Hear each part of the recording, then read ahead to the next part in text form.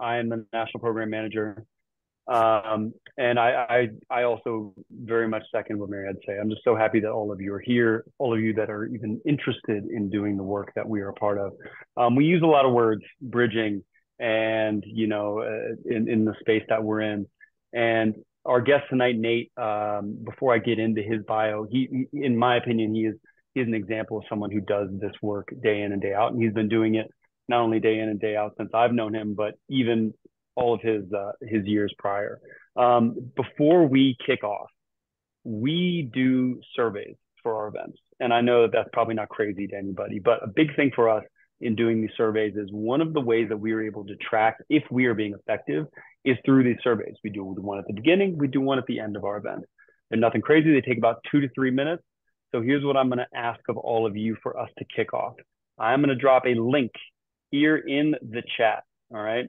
That is going to be option number 1 for you to click that link and do the start off free survey. If that isn't your jam and you like taking out your phone and taking QR code photos, I'm going to share my screen and then I'm going to put that up on the screen. Give me 1 second. I got to get screen sharing from the host. And then we'll get that QR code up. But if you go to the chat and you click that link, that will allow you to fill out the pre-survey. All right. Couple points on this is when you go to fill this out, it's going to ask you to make a code that identifies you. Really simple. First initial of your first name, your last name, and then the last 4 numbers of your phone number. That code is very important because when you put it in at the pre-survey, when we come back at the end after our conversation with Nate and you go to fill out the post-survey, you're going to need that code to fill out the second half, right? Like Mary always says, if you're not tracking what you're doing and you're not taking the opportunity to really see if we're having an effect, how are we going to be able to come out and talk to more folks like you and say, look what we're doing. We're having a positive impact on the community. So please, please, please, it is 100% voluntary. If you aren't about that life, you don't have to be about it. But please, it definitely benefits us in the work that we do here. So that being said, here is the QR code. Should be up on the screen. So you all can take advantage of that. Get Ryan Smither in the room. I'm going to leave this up for another 60 seconds. And then again, just a reminder, you have the opportunity to do the link in the chat. While you all are doing that, I'm going to introduce you to full transparency, a friend of mine, Mr. Nate Boyer. Nate and I have been friends for a couple of years now. And I don't think I can do his full biography a true justice in this short phone call while also trying to achieve the rest of the goals and the conversations that we want to have, and then get you all out of here within the hour. So I'll give you a brief synopsis, and then I think actually some of the questions that we're going to ask Nate will tap into that a little bit more so that everyone will have the opportunity to get to know Nate a little bit more. But Nate's from California, born and raised. So do not bring up the Niners loss last weekend. Just going to throw that one out there off the bat. That being said, you just brought it up. Well, I just wanted to establish that was a bad idea, you know? But that being said, I'm going to click this QR code out. But Nate served in the Army and Special Forces of the Green Beret with multiple tours. He walked on to the Texas Longhorns, Hook'em Horns, football team here in Texas, which took him to the NFL. And, you know, just to let you all know, Nate had never played a snap of football when he started playing football at University of Texas, one of the top programs in the nation this year. And then that took him into the NFL, where he was able to have a career with the Seattle Seahawks.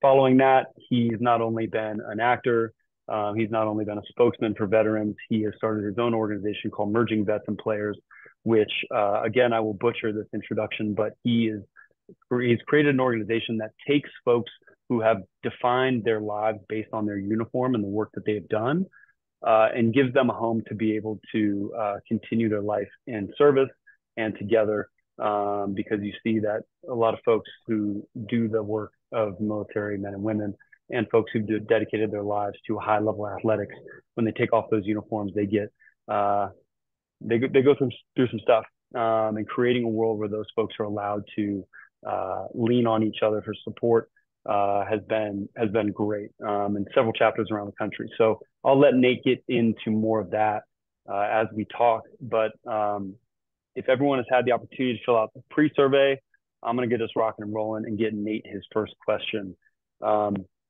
Because even though I'm biased and Nate is a friend of mine, I tend to think of Nate as a pretty patriotic American. And so if we could kick off, Nate, what is your idea of the American dream? I know it's a broad question, but we're looking for. Well, it's definitely a broad answer too, which I think is a good thing because it just depends on who you are. It depends on the American that you're talking to, which is awesome. And while this country is obviously not perfect, and we've got a lot of work to still do, in my opinion, we have come quite a ways. And of course, it's going to take people like y'all, rooms like this, conversations like this, to keep it moving in that direction. But I think what's really unique about the American dream is that we love our underdogs. I'm a Niner fan. If I wasn't, just like pretty much everybody else, as we were getting close to the end in the playoffs, everyone was pulling for the Lions because the Lions have never won a Super Bowl and they traditionally kind of suck, but we love our underdogs. And that is true in so many aspects. We pull for those people that maybe have had some hardships or came from a different place, weren't born with that silver spoon, and not that there's anything wrong with that or you have anything to do with that. It's not really up to you. It's not really your fault. But that, I think that's just a very cool and unique aspect of the American dream versus just, I think, dreams generally. And I haven't been everywhere in the world, but in a lot of other places. That's not really looked at in the same way. It's kind of well, if you're not born into this, you just can't do it. And in America, you can. It might not be easy. It might be harder if you don't have that access, but it's still possible. And there are people out there that will support that dream, and you can make it happen. So,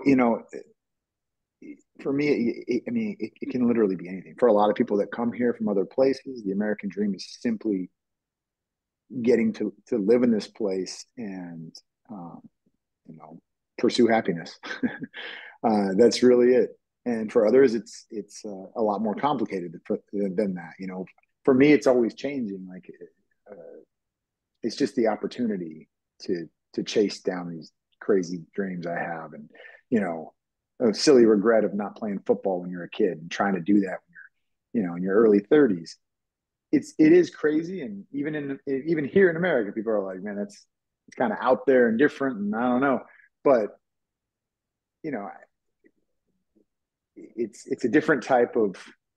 You don't really get that no here. You get that oh man, that would be cool if you could, go for it,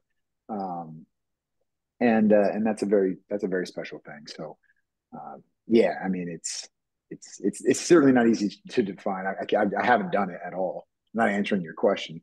I'm just talking about what it means to me and how special I think it is. But Nate, it's unique. Nate, let me ask you a question.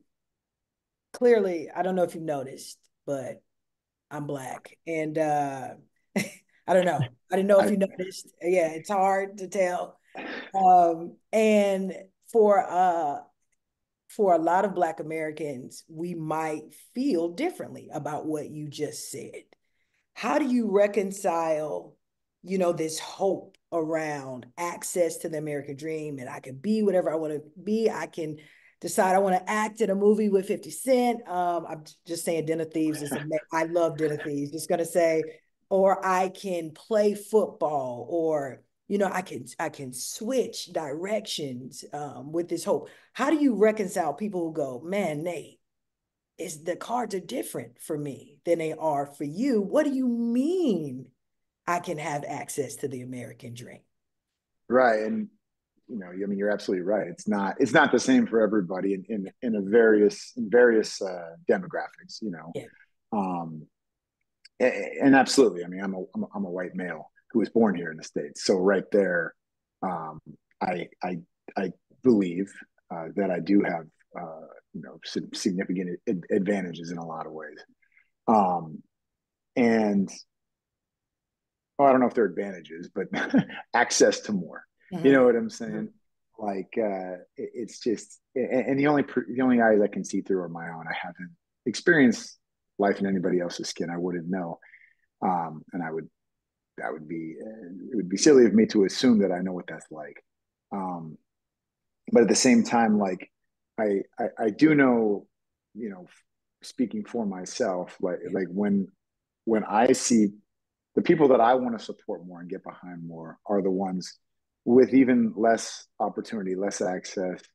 I meet a lot of these people in the veteran community, regardless of skin color, that often just, they came from some, really tough situation, tough family life, and just no clue what they want to get into, or like who they want to be, or what's next for them. And they can find themselves in this place of like, well, I see myself as this, the world sees me as this because of the uniform I wore or whatever. And so maybe I am only made to do X, Y, and Z, and I can't do all these other things.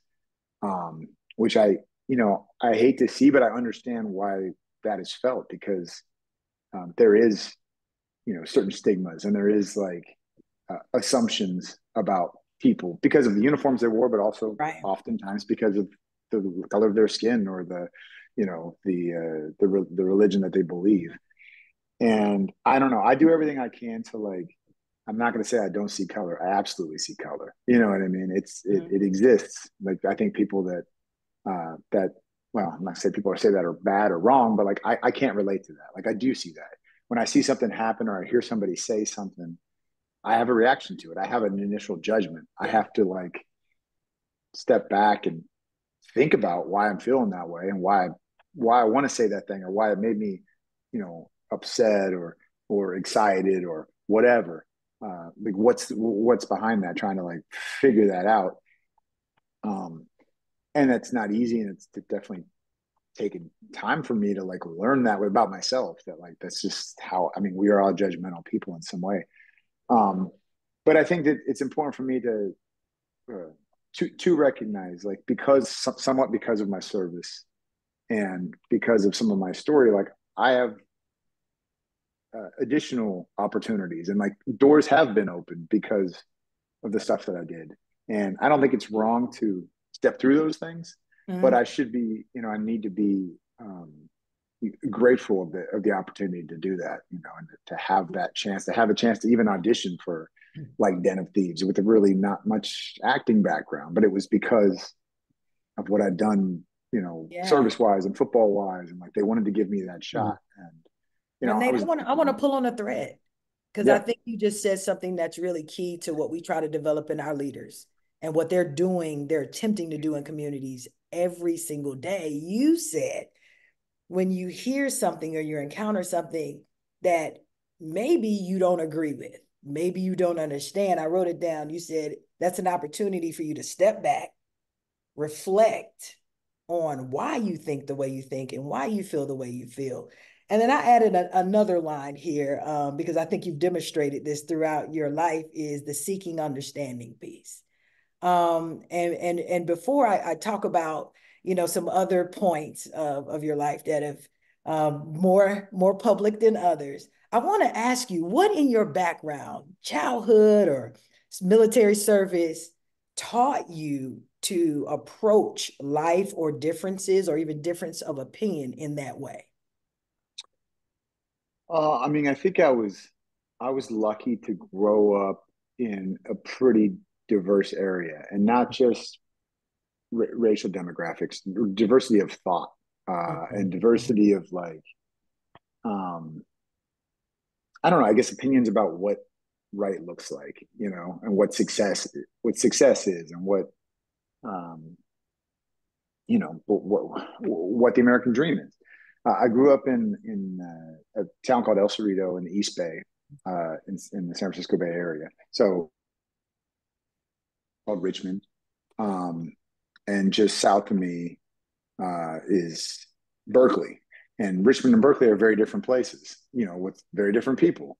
And I kind of grew up between those two. And so I experienced you know, I mean, as kids, it's different as kids. As kids, we don't really care about that shit. Excuse my language. We don't really care about that stuff. You know what I mean? Amongst Like, family. I mean, yeah, yeah. Yeah, it's just like your kids. You know, you make Yeah. friends with whoever wants to play with you in the jungle gym, and that's all that matters. And you know, bullies are bullies, and you know, Right. whatever. You don't really take sides or have these teams or ideals or you know divisive opinions or whatever, and we're kind of all thrown into the mix there. So like, I was really lucky to have that experience because, um, yeah, because my friends from were all over the map. They're mostly boys. I didn't really have you know many friendships with young ladies, but at the same time, like it was it was quite a mix there. And then like my dad worked like 80 hours a week. He was a racehorse veterinarian, so he was down at this racetrack that's down there, which is a whole nother world. Like you go there, most of the people working at the track, Spanish speaking, just a completely different community than what I just was, living at home. And then my mom, she was an engineer, and she was the first woman in her doctorate program at UC Berkeley. Oh, And it wow. was like really hard for her to get into it. Yeah. And so I was dealt a hand like that was very fortunate to be just, kind of open to a lot of these things. And I think in some ways, the expectation for me was to follow their footsteps, go straight to college because I had access to that. Um, and then be a doctor or be a lawyer or be a whatever, an Indian Yeah, chief. because I was about I to don't know. say, at this point, you're supposed to be like a doctor of race horse training. So, like, Yeah, where yeah. did you pivot? Like, where did you get this idea that despite the behemoth of an example you have in both of your parents, that hey, I'm going to do my own thing? Where did that come from? I think it was just that. Like I didn't. I think I felt guilty for Mm. being for having that because a lot of people that I grew up with didn't have that. Single parent homes oftentimes, or very much like my parents were. I'm not gonna say they weren't blue collar because they're both the first kids to go to college in their families. They worked really hard. I mean, my dad grew up working at the sawmill at like 4 in the morning before he went to high school, like before school in the morning. Wow. Like it's just a different world. You know what I Yeah. mean? My mom's mom had 10 brothers and sisters on a farm in Nebraska. My mom had 5 brothers and sisters in like a 2-bedroom house. Like for them, it was like break away from this Yeah. because I want to be, successful and follow my dreams. And for me, it was like, I need to live a little bit like that. I need to kind of experience that too. Well, Nate, becoming a Green Beret Yeah. is more than living a little. Like Yeah. that is, Well, I didn't start there. yeah. I went down to San Diego after high school, after I graduated, and I just started working on a fishing boat. I didn't go to college. I wasn't like, because I didn't know what I wanted to do. I didn't do very well in high school either, probably because I was just rebelling against that or afraid to, that I wasn't going to be good enough, whatever. So it's just like, well, then don't even try and you don't have to worry about that. So yeah, so I started there and then kind of worked a bunch of odd jobs and eventually, joined the military when I was 23. And yeah, the idea of the special forces, I did some relief work in the Darfur Yeah. when I was 23, also earlier that year, and just being around people like that with such gratitude who literally had nothing, um, and were extremely oppressed, uh, but they were just so grateful that you would go Mm. try and help, even though I wasn't doing anything spectacular. Anybody could be doing the type of volunteering I was doing. They were still grateful that I would leave this place to go to that place and Yeah. help. And so I just was like, I want to fight for people like that. That's why I want to join the military. So that sort of led me to the military. And it was interesting because my parents, I mean, they thought I had a death wish with all these things I was doing. And they're like, why aren't you, they weren't telling me you need to go to college, you need to do this or that. But they were also just like, what did we do wrong? You know what I mean? Like, why is he like this? And I'm like, you didn't do anything wrong. I'm just like, I'm very determined because of you. I'm very like, I want to do something great. I just want to do it my way. And I want to be of service. I want to help people and I want to inspire. And I don't know how to explain this to you guys, because you guys are doing this and you've done this since I was little. You just didn't realize it. And it was nothing you ever said. It was just your example.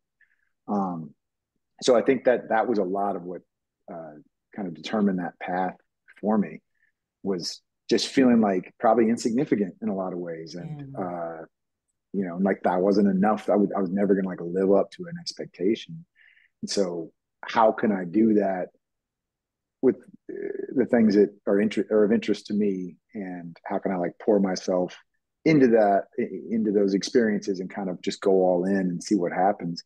So I would always pick the hardest thing in whatever avenue I was going in, because then it was like, okay, now I'm ready to go to college and I regret not playing football when I'm little. So I'm going to go try and play, and I'm going to go try and play at Texas because it's one of the hardest places to go play. And, and I'm from Georgia, so I would argue. You guys are better. UGA right has entered the chat, so I'm just saying. Everybody, if you want to argue with me in the chat, who's the best? I'll argue with you right here. The last time we played, it went a certain way. That's all I'm saying. Yeah. So, we play again next year, though. So Indeed. Thank you so much for sharing so much of your background, Nate. For sure. Yeah. And I want to start to pull on this thread of service, because I think I know there's an awful lot of veterans here on the call. There are also a lot of service-minded people who've just committed their lives to serving others. So I want to pull on this service thread a little bit, because your parents are right. You could have chosen a lot of different ways to feel significant, to serve, to give back. The military is often looked upon as kind of that on the extreme end of that spectrum. Why the military? And a second part, why the continued service to our country, right? Because, I've seen the number of deployments you had. You could have taken off the uniform and just lived a really good life. So why the military, and why the continued service to the country? So when I was on that relief work mission, like the last week I was in country, I actually got malaria. I was taking the pills, didn't work. I got sick, and this local family put me up and took care of me. And they wouldn't take anything. They were like, we don't want your money. Like, you're here, for a good reason, and we want to help you. We want to be able to support you now, take care of you. So they put me up. It was just like a mud hut, and they had like an extra room. They let me sleep on the cot in there and tried to nurse me back to health. And they put a little radio next to my bed. The only station that came in was the BBC News Network. So I was listening to, and this was in 2004, so I was listening to the Second Battle of Fallujah, like kind of the play-by-play of what was going on there, and just hearing about these young men and women. Most of them were Marines in that battle, but that were over there, sacrificing for these other people. And, not to get into it, it's not really going to be a political debate, but not to, talk about was it right, was it wrong, whatever. It was just a matter of, I thought about it from a soldier perspective, from the people, boots on the ground that aren't making those high level decisions, that were willing to go do that. Like, that's what I wanted to do. I wanted to do something like that. So I came back to the States, thought I was going to be a Marine, met with a recruiter, was not the right guy. And so I walked across the street to the Army recruiting office. And our doors are always open. Short, the Army doors are always open. I found I found out about this, program where you could come in off the street if you scored high enough on language aptitude test and psych eval and pass your flight physical and all this stuff. And it was called the 18 X-ray program. You basically would go to basic training, airborne school, and then special forces selection. And if you got selected, then you start your roughly year and a half long training to be a Green Beret. And that was perfect for me. That was exactly what I wanted to do. And I read about their motto, De Oppresso Libera, which means to free the oppressed, and the type of unconventional warfare they engaged in, and like foreign internal defense, which meant every time we go to Iraq or Afghanistan or wherever, we are training, living with, fighting alongside host nationals. And I wanted to work with people that live there and feel like I'm gaining some sort of understanding of what they actually needed, and hopefully moving that mission along in a positive way. And obviously it wasn't easy. It's not easy to do what we were doing or try to do what we were doing. But that's why the military, and that's why I chose the Green Berets. And it was an elite unit. It's the best of the best. And I just wanted to go for that. And if I didn't make it, I was like, you know what? I'll end up in a great place. I'll end up in a great unit. Well, Nate, I want to say thank you. I was one of those people in Iraq in 2004 and supporting those Marines in Fallujah. So thank you for answering the call. I love those connections for sure. And everybody who signed up or supported, family members and friends, thank you. If you're on this call listening, thank you so much for that heart of service. It's interesting what you were talking about in terms of your desire to train with, live with, embed yourself in communities. That is literally what we do every single day here at MPU. More Perfect Union is we're training leaders to go inside of communities, connect to organizations, connect to the community, and to empower them around solving their own community challenges. And I want to shift a little bit because I want to talk about what you're doing now. But one of the things that I asked you if I could talk to you about was one of those things that you are more public for, which is around your relationship with Colin Kaepernick and your advice to him around the kneeling and protests for social injustices, perceived social injustices. And I listened to an interview in which you succinctly explained something that just captured me in this work that we're doing, More Perfect Union. You distinctly felt initially offended by him sitting. And I was blown away to learn, and please correct me if I'm wrong, to learn that Colin reached out to you after you wrote an open letter. And through that discourse, you reached a compromise. I don't necessarily want to harp on the right and the wrongness of kneeling, sitting, standing, and so forth, but I want to talk about the beauty of your willingness to be open to having that conversation when you felt so deeply about the connection between the anthem and your service. How hard was it to have that conversation with Colin Kaepernick? Was it hard? Were you open to it?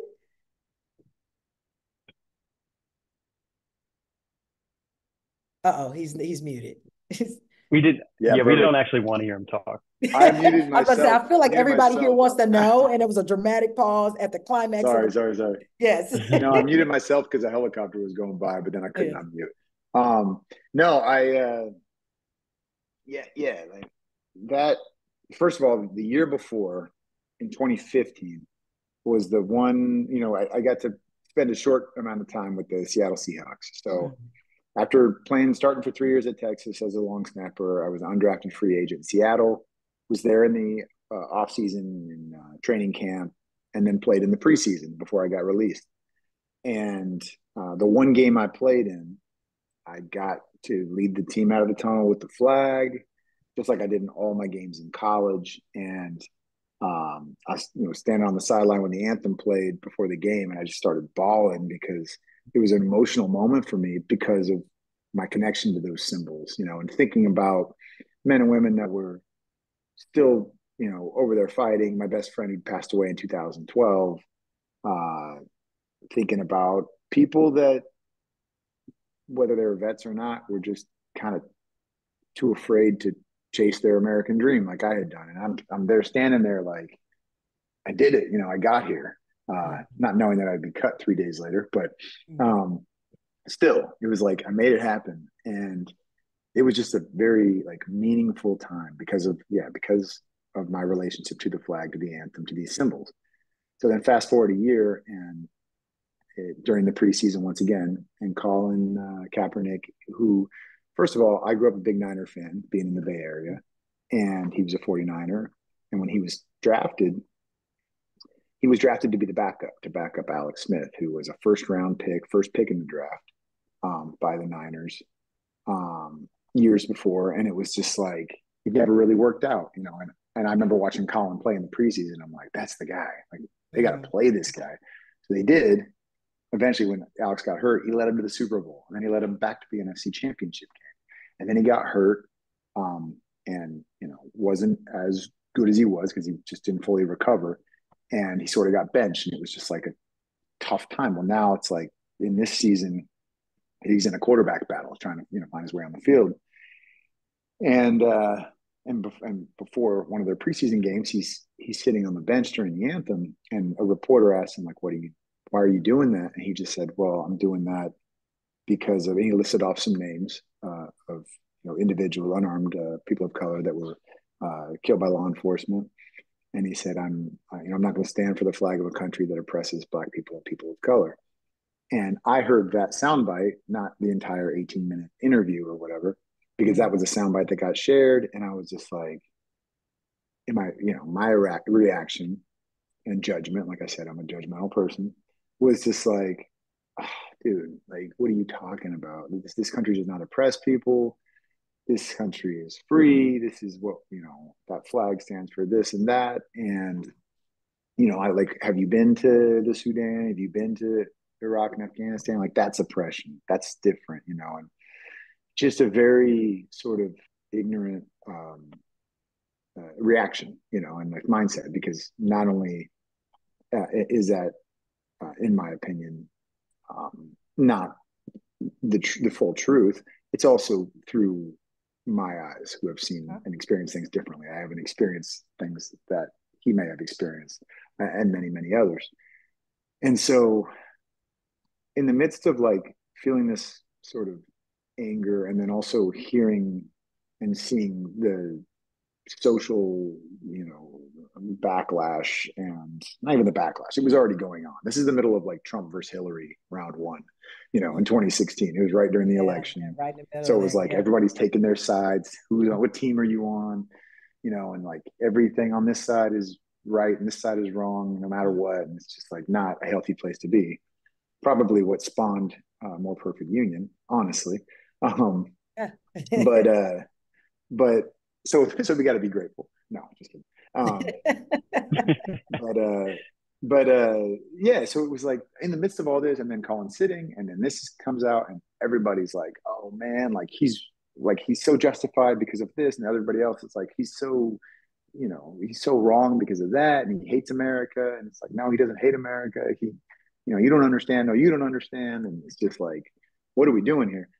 And I got reached out to by some news organizations to come on and debate the topic of why he's right or why he's wrong. Like, I'm talking like CNN, Fox News, MSNBC, you name it. They all reached out. And I was like, first of all, I don't want to do that. I don't think it's going to help anything. But second of all, why am I debating this? Like, this is not my fight. This is not something I understand. I went back and listened to his entire interview, and he had said some things like, you know, how he was appreciative of men and women in the military who, you know, and fight for this country. And he even said things like, I don't think it's okay that a lot of those people go fight and they come back and they're not treated as well as they should be. And I was just like, oh, wow, how come that's not in the newspaper? How come that's not in, you know, in what you see? And so it just got me thinking about things differently. And then I thought about my own experiences and like what I had seen and witnessed and all this. And it's like, well, I didn't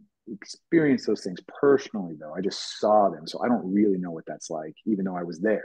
Like, I don't know. And so then I had the Army Times reach out, asked me if I could write an open letter, you know, or not even that. They just said, you can just write something, write whatever you want. And you can, you know, we won't edit it. They'll edit it, but they're not going to like take it out of context. Right. And so I wrote this open letter, just kind of explaining, as if I had Colin in the room for 5 minutes, telling him my story about this is where I came from. This is what I experienced. But at the same time, it's like kind of ignorant of me to assume that you would feel the same way, or you should feel the same way, or do the same things that I do, just because I've done this and I'm passionate about it. Like, you have a different experience, and I don't want to judge you on that or pretend to know what it's like. I'm paraphrasing big time right now, but basically I said that in so many words. Uh, and I went to bed. I sent the article off. They printed it, and like in the morning when I woke up, I had all these text messages and emails, and voicemails, and one of them was from Colin's publicist, and she said Colin read the letter and he was inspired by it and he wanted to meet. So I went down to meet him before their final preseason game that year, and we this is 4 hours before kickoff, and we met in the lobby of the team hotel, which was not like a private place, but it was just him, me, and Eric Reed, one of his teammates, who was the guy that knelt next to him the first time that he took a knee. And we just talked. We just had a conversation, like three guys in a locker room, honestly. And there was a lot of levity in the conversation, as I remember. It wasn't as serious as everyone assumes. Like it was, yeah, it was a serious I'm topic. thinking it's like a UN summit. No. That serious, yeah. You could tell Colin was like, he was kind of nervous, understandably. He was just like, almost like, I didn't know it was going to blow up like this. Like, it's kind of crazy, and even Eric, and they're like, well, what do you think we can do that won't offend people in the military? And I'm like, you're going to offend somebody no matter what you do. I'm like, we're a very diverse group. We're probably the most diverse demographic in the country, or microcosm, I should say, in the country. Like we're from all over the place, but for the most part, we do get along. And we figure it out, and we've got a common goal or mission. And so we might not always like each other, but we work through it. And I think you have a similar opportunity here with what you're doing, playing football, and not everybody in that locker room agrees with you or thinks that you're whatever, but or that you're justified in what you're saying. But at the same time, like, you have a job to do. And when you guys are out there on the field, you kind of put that stuff aside and work together. And so I said, there's no, like, in my opinion, there's nothing you can do that's not going to offend some people. It's just the way it is. And he was committed to not standing until there was significant change. And so we just sort of, he asked me, like, what do you think I should do? And I was like, I mean, I don't know. I'm not the right guy to ask, but I think I think what's most important is if you're alongside your teammates. I think that's key. Like, sitting back on the bench alone, to me, it's not the most inspiring thing. Like, and if you're not committed to standing, I don't know what else makes sense besides taking a knee. I mean, if it makes sense to you, I feel like that would be something that I think people that understand why you're doing that, if you can explain it and making an adjustment like that, coming from off the bench to now you're kneeling, it's like showing that you're willing to listen and, give a little too. Like, I would hope that people would listen to you now more and give a little. And he agreed. I said, look, people take a knee to pray and propose to their future spouse. When a player on the field is hurt, the other players take a knee, often out of respect. So I stood next to him that night when he took the knee, and there was a lot of people booing in the stadium. I was thinking, of course, in my, romanticized idea of what's going to happen, he's going to take this knee and the crowd is going to be like, oh, perfect. Now we're all getting along. And no, it was only the beginning of, so you know what, Nate, I want to pull on that thread, right? Because there was a couple of gems here, and I know we're definitely short on time. This has been an incredible conversation. There's a couple of things you said. Initially, you only heard a sound bite, and I wrote a note down. The sound bites can bite you if you don't listen, right? And then that second piece that I thought was so interesting and so relatable to the work that we do is you talked about the value of sitting down to have a conversation, gaining understanding, and that compromise was actually possible. And I think what we see so much of now in the country is, to your point earlier, we got to pick a side.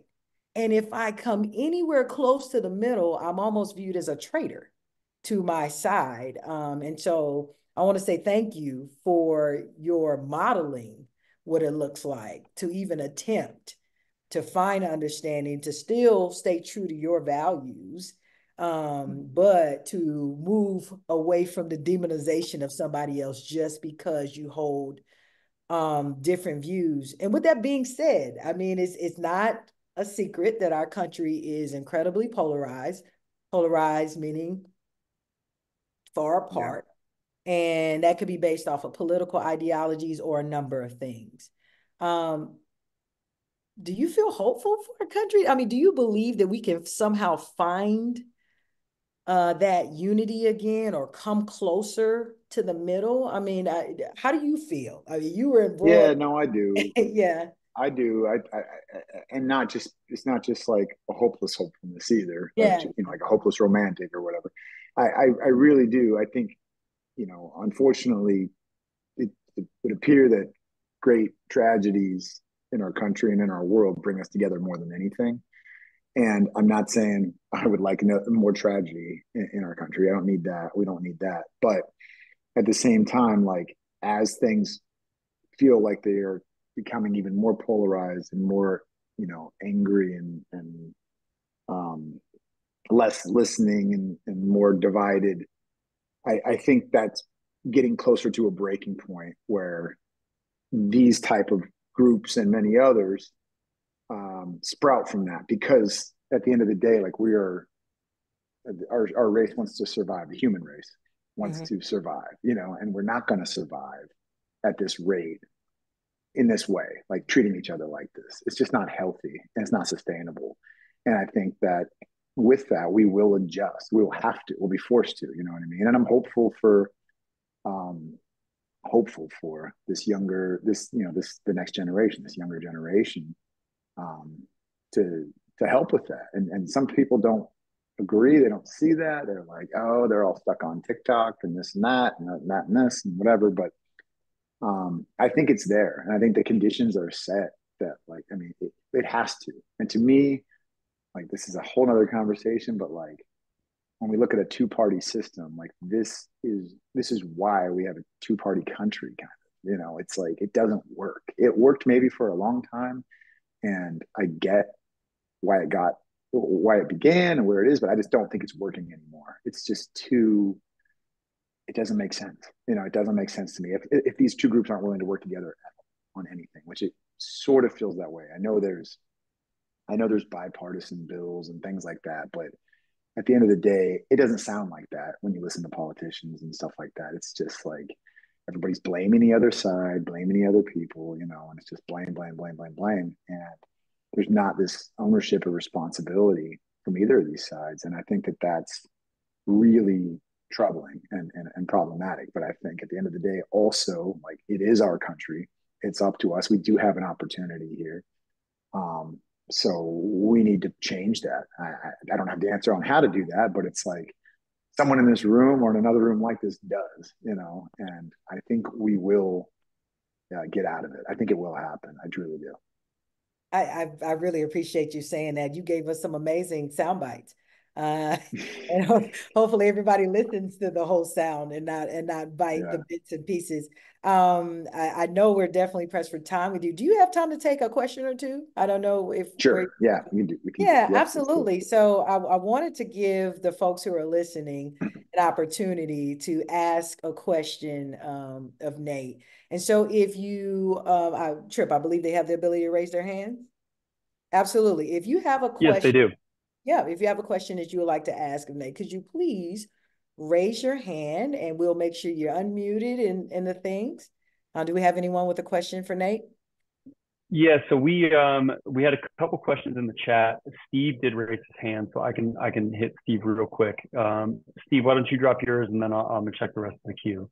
Sure, and I think I'm gonna Nate, thanks for coming. Really interesting, and seeing some of the questions in the comments. Mine's very similar, which is I'm going to appoint you sort of as the representative of special forces and in some ways kind of macho culture, with your exposure in the football world. It's been frustrating to me, seeing folks from the military who are, doing things that many of us see as kind of violating their oaths to the Constitution. And my sense of it is that it is more extreme in the special forces and kind of in the more gung-ho places, which again is disappointing to me. But so I guess my question for you is, any sense sense of what's the way to turn the tide there? What's gonna resonate with those kinds of folks? Wait, with which kind of folks Well, specifically? Sorry. Literally, you look at some of the folks on January 6th, there's overrepresentation of the military. I live in I see. So there's a heavy special forces component here. Oh, yeah, but I mean, isn't that such a small percentage of the population? I mean, they get the microphone because they're doing something extreme and all that. But most people, I live in a lot of, I mean, I live in Texas and California, and I kind of on the road a lot. I just don't meet that many people that are actually like that. They do exist, and it's scary, but I think because they're given, they get the camera and the microphone, and unfortunately, they were given the opportunity to do something like that. It just feels, I don't feel a genuine, personally, I don't feel a genuine threat there, because I just feel like there's so many more of us that need to continue to lift their voice and, speak against that stuff that are out there. But, well, I don't think it's pervasive, and I hope it's small. I've been disappointed to see any of it, because yeah, no, I agree. Folks they have a very true claim to patriotism, and then to see them acting that way is just it's well, I like to say this to people all the time, like patriotism is not exclusive to people with conservative ideologies. Absolutely. Just as open-mindedness is not exclusive to people with liberal ideologies. You know what I mean? Like that, I think that those things get conflated with one another, and people just assume, well, you're not patriotic unless you're Republican, and you're not open-minded, what's the word? Tolerant unless you're liberal. And I'm like, that's not true. Like, I've seen plenty of people that are extremely, they claim to be extremely liberal and open-minded, and they're just not. They don't want to listen to anybody else. They don't want to hear this other opinion, and vice versa. Like someone that is like, no, the only way is this way. This is what American patriotism is. And I'm like, no, patriotism, the First Amendment and the Constitution is like freedom of speech and freedom of expression and all these things that you're not in agreement with. So that you're not patriotic. You're not being patriotic right now anyway. So anyway. Steve, I appreciate that question. I'm sorry I had to mute you. We got one more for you, Nate, and then we'll let you ride because we know we're a little bit past that Steve, time. So yeah, seriously, thank you, Steve. Tony, you're up next, and then Imran, if you guys want to drop your question in the chat, I'll see if I can get Nate to give you a little side answer. I appreciate that, Trip, and glad to be participating in this and see a couple of good folks I know. Hey, Mary. How you doing, Tony? So I'm up here in DC, Nate, and I got to tell you, I love MVP. I'm a movie guy, so it's interesting as Mary was asking you some of those questions. I was kind of thinking back on, interplay between you and the athlete, the football player, and I liked just some of the depiction of, how hard it is to consider those types of questions as an individual. But I like the fact that, again, the dimension of exploring it from an athletic standpoint and a military veteran standpoint, I think this really, was very rich and very powerful. Again, my question, I'm up here in the, nation's capital, been here for about 20 years now. And I will say that I'm a Naval Academy football player. Oh boy. Can we delete him from this? But listen, Who can mute this? Right. So the Army Navy football game we played, here in DC this December. Yep. My hope is that that game, what it represents, will be an opportunity for us to really take on, some of these issues and challenges that are just floating around, right? Because again, not just because I played, but I really feel like, again, the academy experience is the best student athlete experience you could have, along with what follows. But here, even in Washington, D.C., I will tell you, it's the awareness of it and the appreciation of it is low. And again, as you said, I don't judge people. I just deal kind of with the facts. But I really believe that, yes, with this election we have coming up, with so many things going on, that the opportunity to highlight what those young men and women put on the line is an opportunity to really break through some of these things. So I'm not sure what your involvement is with that, but I hope you have some involvement. And just do you come up to the DC area? I mean, So we're opening a chapter, an MVP chapter in DC this year. Good. So we have an event February 28th with MVP down at Hampton Roads, which is I think about 3 hours south of DC, by Norfolk and Virginia Beach, I think. Mm-hmm. And then we're heading That's up. Steve who was just speaking, by the way. Yeah. The day after. Oh, awesome! The day after is there's the next committee meeting for the Army Navy game in DC on the 29th. So I'm going to attend that. Oh. And so we do want to engage and figure out like what we can do with MVP there. So and to your point, Tony, for anybody, I will shameless plug here. Please go watch the MVP movie if you get the chance. It's on Paramount Plus. You can also rent it. If you don't have Paramount Plus, you can rent it for like $3 or $4 on Prime and Apple TV and all that.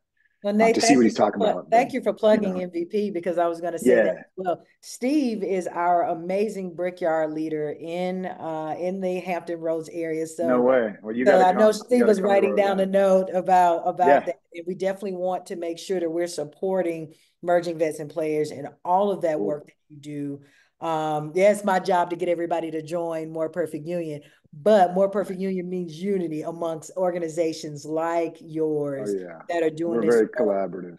Absolutely. And we have very different missions, but with the same people and the same ultimate goal. 1000%. So Nate, we're almost at time, and I want to value the fact that you stayed longer than all good to be here and to drop those gems, to encourage unity, to encourage understanding, self-reflection. And you embody the spirit of who we are at More Perfect Union. So thank you for being a friend to what it is we're doing, for sure. Before we leave, we want to figure out if Nate actually helped us accomplish our mission tonight, which was feel better about, or feel more hopeful about, this possibility that America can truly form a more perfect union. So what we're going to do as Nate gets ready to depart, we're going to put back up our final survey about our time here. And Nate, I'm going to tell you right now, I'm going to send you one of these shirts. I'm going to ask you to put a little mousse in your hair and take a good selfie, and tell everybody that you participated in this event with us and helping us to make our country stronger and a more perfect union. So thank you, Nate, for being here tonight. Everybody, don't leave. Take that survey before you leave. We really appreciate you and all that you're doing. And I am going to join my closest local chapter of MVP, and I am in DC. Yes. I'm going to join it as well. Oh, no, we're coming in hot. We'll be there. Thank you very much. Absolutely. Appreciate it, Trip. Thank you, Garrett.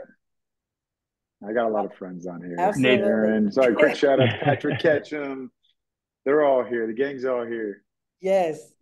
Keith Toy told me to tell you he loves you and he misses you. There's a lot of heart emojis there too. So take that with what you will. So so Trip, if you would throw that QR code back up on the screen. Yep, everyone, Nate, thank you so much. We know you got to drop. Thank you, guys. If you drop off now, we really appreciate it, brother.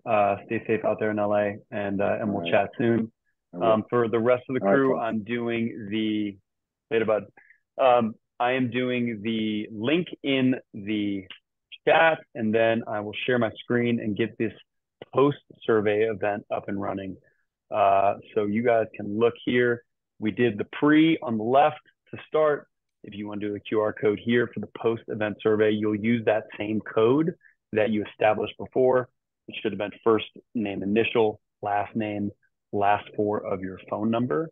Again, this is voluntary, but I can't tell you how much it means to us to be able to track our progress, right?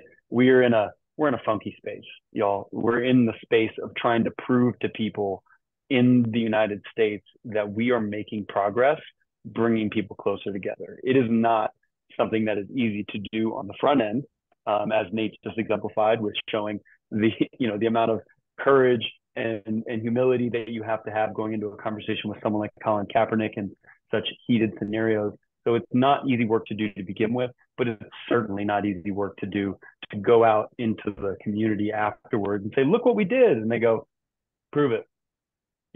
So it's tough. So every time one of y'all fills out this pre-event survey and post-event survey, no matter what your responses are, it's very valuable to us. So if you all could take the time, I appreciate it. If you don't, and you're like, hey, I'm not about that life, I totally understand. I have all your emails. I'll just harass you from here on out for not doing it. All right, Trip, you can take it down really quickly. Yeah, I want to say thank you, everybody, for attending. Thank you for being a part of this journey. We will have these fireside chats every single month, so you'll have an opportunity to engage. We have a heck of a speaker lineup coming up, a diversity of experiences, folks in the military, out of the military, in industry. I'm looking to have farmers, racehorse trainers, you name it, to come and be a part and share their experiences.